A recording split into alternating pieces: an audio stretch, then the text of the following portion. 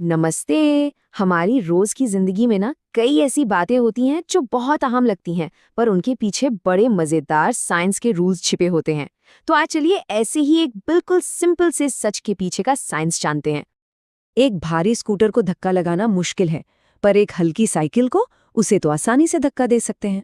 ये बात मतलब हम सब जानते हैं, है ना? ये तो रोज का एक्सपीरियंस है। पर कभी सोचा है इसके पीछे साइंस क्या है? हाँ, आखिर ऐसा होता क्यों है?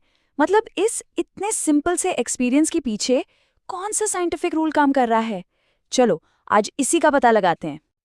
तो सबसे पहले एक सिंपल सी ऑब्जर्वेशन से शुरू करते हैं। स्कूटर और साइकिल, बस इन दोनों को ही थोड़ा ध्यान से देखते हैं।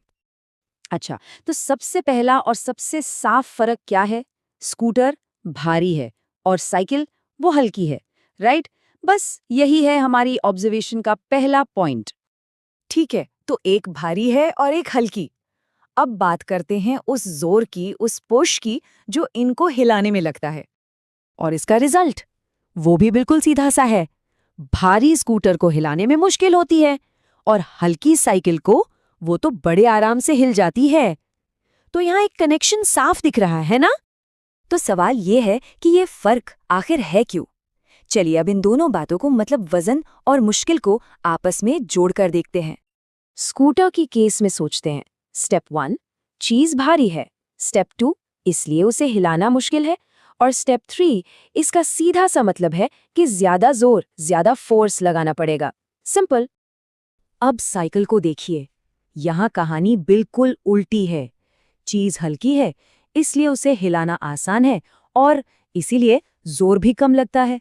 लॉजिक तो देखिए दोनों में एकदम सेम है, बस वजन का ही तो सारा खेल है। तो फिर इस सब से हम किस नतीजे पर पहुंचते हैं? इससे हमें क्या पता चलता है? और वो नतीजा ही है हमारा मूल सिद्धांत कि किसी भी चीज का वजन ही ये तय करता है कि उसे अपनी जगह से हिलाने के लिए कितनी ताकत लगेगी। सीधी सी बात है, ज्यादा वजन मतलब ज्यादा ताकत और कम वजन मतलब कम ताकत।